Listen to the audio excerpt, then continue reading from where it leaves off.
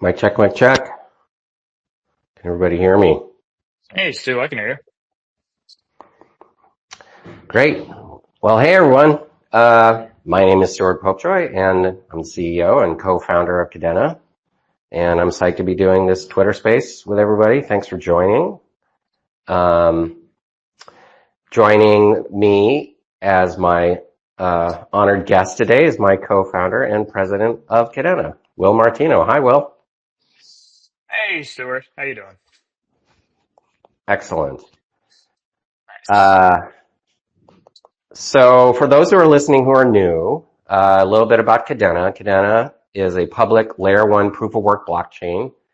Will and I launched in 2020. We founded Kadena in 2016 after developing JP Morgan's first blockchain, Juno. We founded Kadena after seeing the potential in blockchain and smart contract technology. And our goal has always been to deliver industry-leading performance. And then it was with private blockchain, but after 2020, it was with the only scalable layer 1 proof of work blockchain that which soon will offer full EVM compatibility to run not just our packed smart contract layer, but also Solidity. But most importantly, with our parallel chain architecture, it delivers low fees, high throughput, and enterprise-grade security. So today's Kadena News X space, we're kicking off a recurring series to keep everybody in our great community ecosystem and all our partners updated on what's happening here at Kadena. So we're going to touch on some news items, but then we'll get into a more unstructured conversation with my guest. And with all the really exciting things we have coming up, I felt it was really important to get back in touch with all of you in the community and dive deeper into what's happening. I'll be your host each episode, and we'll bring in a guest to talk about important things happening in our space. This will be accessible on our website, YouTube, and other platforms. In addition to this news segment, we've launched today a roadmap page on our website to keep everyone informed of our roadmap developments. Visit kadena.io/roadmap to check it out. Later this month, you will also find new website enhancements that will help us position ourselves closer to our target audiences, as this summer we'll be opening up a lot of opportunities. All right, so let's dive in and start with some headlines. We have some really exciting grants coming through. The biggest one is CurveBlock RWA Grant. So this is for tokenizing green property real estate, working with the Financial Contract Authority and the FCA and the Bank of England. It uses our brand new RWA token standard, which we developed in Pact, and involves our Onera partnership. So this is a project from our very exciting grant program. So they are receiving $400,000 in funding for that. So our grant program is a $50 million program. It's one of the biggest in the industry. We're doing a lot with our PR agency to push the grants program out to the industry. It's getting a lot of pickup, and there'll be some more articles coming out with specific media networks. $25 million is specific to tokenization, RWA, and institutional, and the remaining is focused on EVM and new efforts like privacy and AI. Upcoming, we are sponsoring the Global Blockchain Business Council, GBBC, in DC. This is something our illustrious CBO, Annalise Osborne, has been working very hard on. It's with both, not just US, but also UK initiatives. Interestingly enough, our sponsorship was paid entirely in KDA, and it's the first crypto they have ever accepted. So we're making history there. Annalise will be the main participant there, speaking with regulators and policymakers. So that's coming up very soon. That's very exciting. We're continuing with our bridge bounties with the upcoming Kinesis bridge. We kicked this off a month ago, and the way the bridge bounty works is that we actually fund the bridge with real money and then just leave it there for hackers to come through and try to find vulns in the system.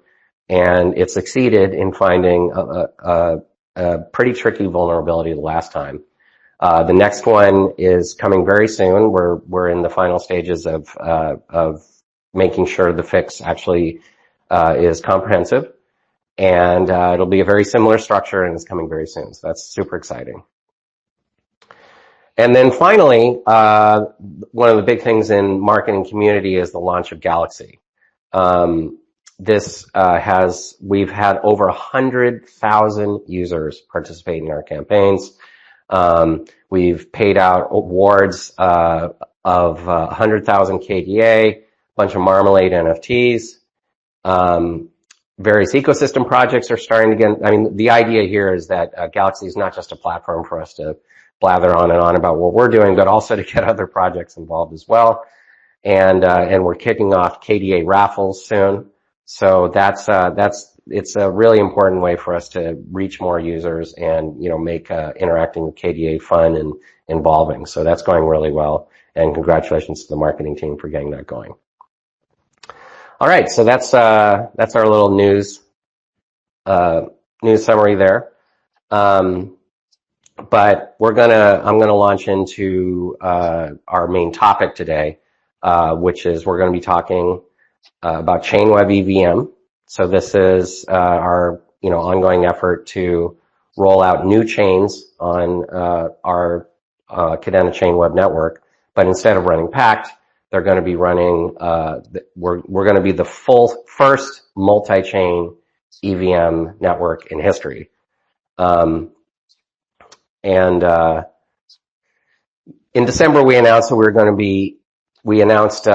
we're going to be implementing these EVM chains. But today, with Will on here, I wanted to provide some more historic context to how this all came about, because it's if it seems like an obvious choice, it didn't seem that way. But it's something that we've been talking about a long time. So, Will, obviously we were doing stuff at JP Morgan with AVM. The group at JP Morgan was also had the people who would eventually go and design Quorum, which was a EVM private blockchain solution. So, we were always very aware of EVM. But I feel like you were thinking harder about like how EVM whether it made sense for Kadena to adopt EVM, even back when we were in private chain land, but definitely in public, that was something that we had conversations about. So, what was our thinking in 2019, 2020, and why or why not were we looking at EVM? Yeah, I mean, like back then, I mean, it was what, 2017, 2018, and then as we were getting ready for launch in 2019, 2020, we had been working with different groups that had been using EVM. We had been talking with a bunch of them at JP Morgan. We had the Quorum team that was there, and back then it really wasn't obvious that, well, for one, that EVM was going to be as much of the standard that it's become today. This was back when like things were getting hacked all the time, when, this is back before like Uniswap was able to deploy, and the, amount of tooling effort and vulnerability verification effort, design effort that went into making those contracts work was just kind of awe-inspiring, to be honest. And it really wasn't obvious that there wasn't going to be something else that came along that, ended up running on top of EVM.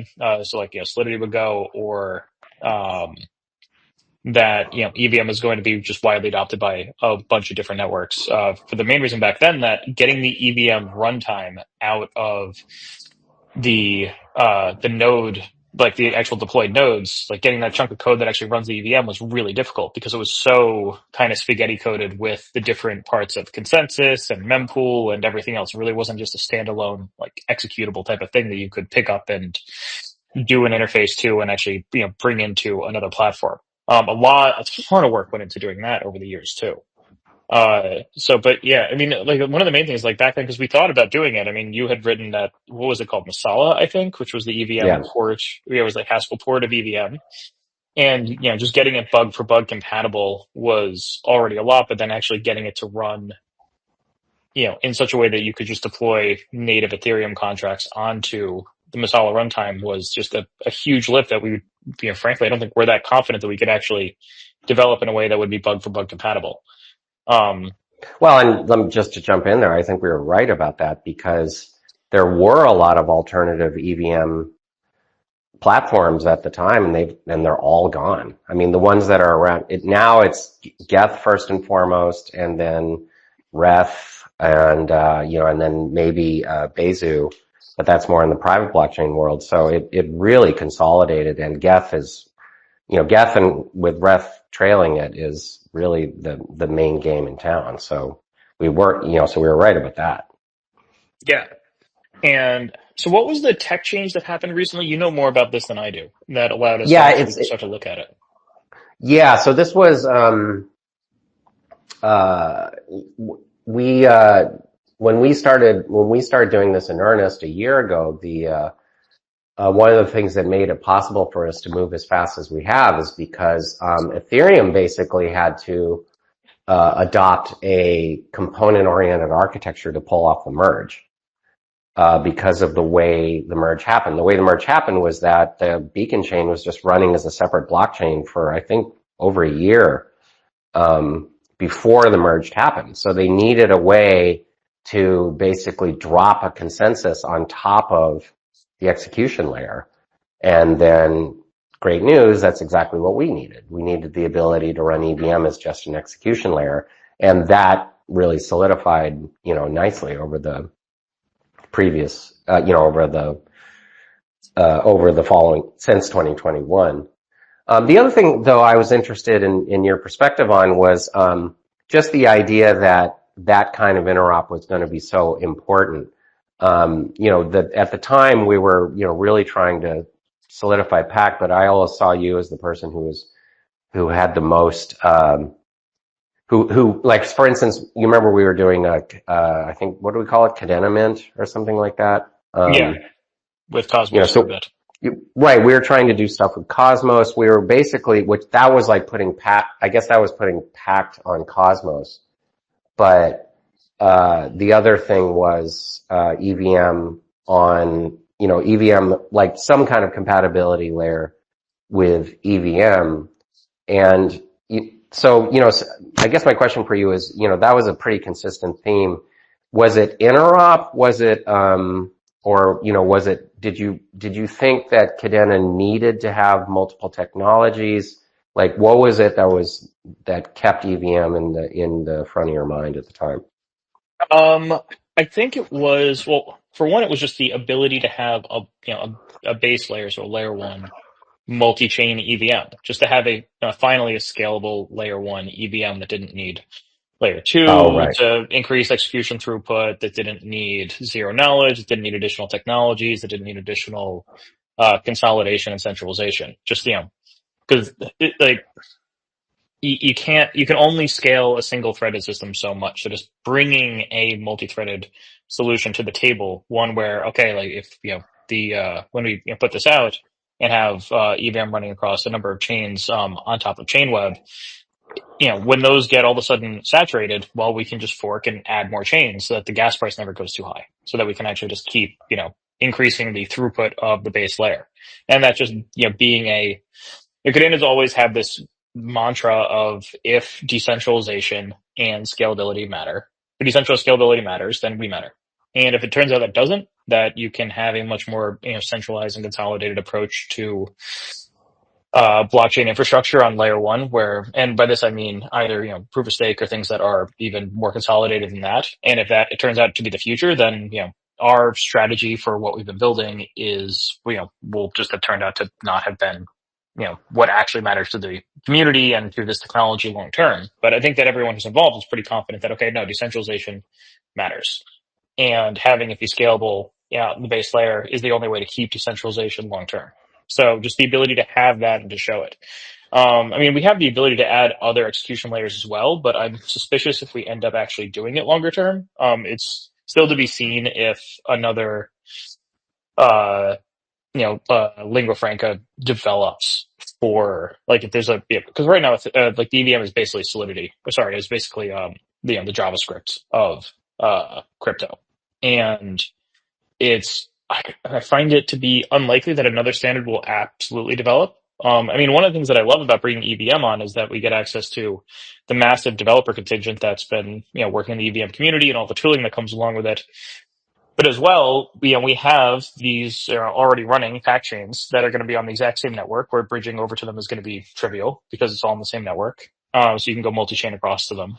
And I wouldn't be surprised if we see in the next year some projects that come on that are Ethereum based that want to go and expand, and they realize that actually, working in Pact is a safer and faster road to development than, doing another iteration on the EVM client. So it's also going to be a gateway for people to get into Pact. I mean, I really wouldn't be surprised if we see, some apps that take off on the platform that decide that their, version 2 or their version 3 is going to end up being on the Pact side purely because it's faster and easier to use and it's already on the network that they're already on. Also, it gives access to all the bridging technology that's already out there and all the different interoperability technology for going cross-chain that's out there in all of its various forms, just because everything is built against the, the standard EVM. For sure, yeah. I mean, just the tooling alone is, incredibly mature surrounding Solidity and EVM. I think you bring up a good point too, which is that where the scaling discussion was at that time. Ethereum it didn't even look clear that Ethereum was going to be able to, and it still is one of the great. I credit Ethereum tremendously with pulling off the merge. I don't think anybody thought something like that could happen nearly as smoothly as it did. Really quite a marvel. Absolutely. That was amazing to see them pull that off without any hiccups. Yeah. It's like whoever does that, actually migrates a massive live system with, with zero outages. So at the time, it wasn't clear that they were going to make, it wasn't clear how the switch to proof of stake was going to happen. And all the scaling stuff that we've seen since then with rollups, that wasn't really around yet. So, it really seemed like the future seemed very cloudy in terms of scaling. So I can see why the scaling argument, the thing we've always said about Chainweb being, the only horizontal, and also the fact that proof of work is the only architecture that can, that has divisible work that can really scale that way. Can you talk about that just quickly, why Chainweb, needs proof of work and why that's difficult or maybe even impossible to do with, proof of stake? The parallel chain thing? Yeah, I've never been able to get a very easily understandable metaphor for this. I always end up talking about the law of large numbers and just sampling from probability spaces. So I'll try. But the basic gist is that, because the security of proof of work is coming out of, this random thing that is mining, and mining itself is taking samples from something. So you're doing a bunch of different experiments, you're getting, and you're getting some sampling, you're getting some success rate, which is, some sampling frequency type of thing. That because of how probability works, you can split that up and still maintain your security, because the security in a blockchain is based on how many samples you've taken. It doesn't really matter where they've taken. So how many times you've tried to mine something. And so long as things are building on top of each other, traditional blockchain, block after block, so long as they're building on top of each other, that security will spread around to the rest of the network. So when it comes to proof of stake, I've worked with a bunch of different of the leading consensus developers over the years on just okay, can you actually take Chainweb and make it a proof of stake system? And the answer always seems to be no, because proof of stake just doesn't work like that, because the security comes from the centralization of, voting assets on the chain. And when you split those up, the security just fundamentally degrades. Even if you were to go and, even if you were to go and, use proof of stake in, this architecture where, instead of having, one ledger where all the votes are being tallied, you have 20 and each of them has 1/20th of the voting power. Those things are still 1/20th as secure. So as you scale it up, let's say to hundreds or thousands, the security really degrades on a block by block basis. Whereas for a proof of work system, it just doesn't work the same way. So when you try to put proof of stake on top of it, you end up degrading. That solution ends up degenerating into either a hub and spoke, where you have one central chain that kind of acts as like a beacon for the other chains that are around it, which we've seen in proof of stake land, or you kind of have a Cosmos-like system where you have a bunch of different chains, each with their own security. but you can never really get a unified network that doesn't degrade security as it scales up, which is why none of the proof of stake networks have tried to use the Chainweb architecture for scaling their layer ones. Right, and so that's interesting because just to let I'll talk a little here about like what are the things that made us decide to do this now, and one of them you mentioned EVM being a standard. That was a concept that I was pretty unfamiliar with until Annalise came in and started initiating all these conversations. Well, I mean, we did a lot of institutional stuff, obviously, back in, from 2016 to 2019, like, Humana and some of our other big POCs. But then we focused on public chain, at launch and, stayed with that until Annalise came on board. And as she was getting out there and talking to, we've done a lot of stuff in PAC to support standards that are basically lookalikes of the, most important EVM standards. Obviously, the most well-known one, ERC20, that's our fungible standard. The various NFT 721, 1155, those became Marmalade. And then we were already kicking off work on an RWA standard. I forget the number of that one, which EIP that is. But interestingly enough, it became the feedback that she was getting from one of the things that if you're chasing institutional adoption is that they really care about standards for a number of reasons. One, obviously, because that means there's more developers when things are accepted as a standard. But they eventually, while public chain is still kind of the Wild West in terms of the actual technology layout, as you start working with governments and regulators, and these are all obviously highly regulated companies. They look at, they want to see that you're adopting standards. They don't want to see that you're like making stuff up, and going off on your own road. They basically want to recognize every piece of technology you're working with. And from that point of view, EVM has emerged as a standard. EVM and Solidity have emerged as the kind of standard language for developing blockchain technology. Now, interestingly enough, I think, this is something where crypto is, it's always interesting to be, a project that's been around for a while because, to see it until like maybe a year or a year and a half ago, it seemed like EVM was unstoppable, but then Solana has really managed to establish themselves, by one point, I think they actually managed to have more transaction volume than Ethereum, even though I think it was all meme coins and stuff, but, so they kind of broke that narrative that everything has to be EVM. But at the same time, we saw this thing that like we wanted to show people that we were serious about offering technology that they understood. And so that really that was kind of like the final impetus to say, okay, we really need to start looking at this. And then, as you pointed out, we actually discovered how well the architecture works to use EVM as a blockchain layer. So, use EVM as an execution layer with Chainweb providing the consensus layer, basically acting as a beacon chain to each EVM instance. And that's why we've been able to move as fast as we have and get EVM in place for our upcoming testnet, which is, really, really exciting to see and see all the partners. Very soon you're going to be hearing some really exciting noise about all the people, all the projects that are involved in our testnet. So this is going to be a really exciting time. And that's one of the reasons why I wanted to dive into this, is to give people, so that our community understands that this isn't something that we just rushed into, and that it's something that we've had a conversation going on for a very, very long time about whether or not to do this.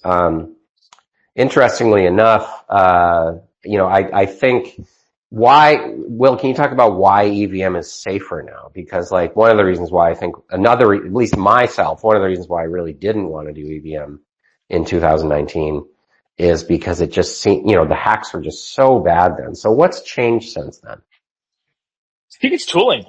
I think it's just tooling, and it's just a monumental amount of effort to make the system safe enough to, be really reliable for things beyond just simple token transfers and some meme coins and other just tokens. I mean, Uniswap did a huge amount to get to get their system up and running in a safe way. But outside of that, I think it's just like the amount of work by the community. They've really moved heaven and earth to make it as reliable and as robust as it's become today. And this is one of those things that, back in 2019, like, it wasn't the same. And it's not even talking about, all of the gnarly hacks that were required to get, it to work on the consensus nodes. That's really, this is more about the tooling that comes afterwards and all the safety protocols. I mean, a lot of the work on Ethereum that takes place is, copy pasted, but it's because all that stuff is copy pasted is, verified and really, really robustly tested and is pretty much ironclad at this point. And a lot of that has been, a lot of the way that it works and the safety around it has been written in blood over the years from just various hacks and exploits that have happened. So, at this point, it's, to me, a very, trusted and reliable execution layer. And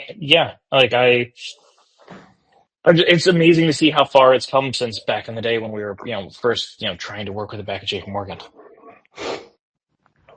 Yeah, I mean, that's why we built Pact, after all, is that we thought EVM was too unsafe. And Pact, I think it's been eye-opening to work this closely with EVM and see how far it's come, because Pact has a lot of features to make it safe, but it doesn't have as many people hacking on it. So, one of the things we're finding with like rolling out this bridge is that there's more work to be done on the Pact side for really establishing best practices around safe smart contract execution and things like that. Because while Pact is more safe by default, smart contracts are just hard. There's a lot, these are systems that are going to be, public systems that are going to be blasted on by, and there's lots of money waiting for you.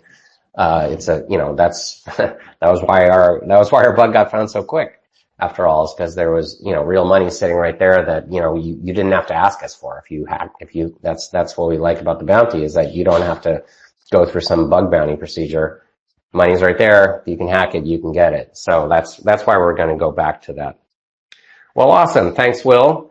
And thanks everybody for joining us today. We're hoping these Kadena News X Spaces are useful in giving you some news and a recap of the progress we're making here at Kadena, and talking about what's to come, or in the case of today, giving you kind of a deeper insight into the thought process and our thinking about how we decided to make some of the moves we're going to do. And why we're excited about the future of Kadena and blockchain and crypto as a whole. So don't forget to follow us on Twitter at Kadena_IO to stay up to date. As I said, check out the 2025 roadmap page at Kadena.io/roadmap and get involved. Participate in our Galxe Quest. You can earn KDA and win NFTs. Also, if you're a developer and you're interested, or anybody, and you're interested in the new Chainweb EVM technology, you can join our Discord to learn more. And if you're a project and you want to get involved in our grant program, apply for a grant at Kadena.io grants. So thanks everybody again, and we'll see you next time. See you, Sue.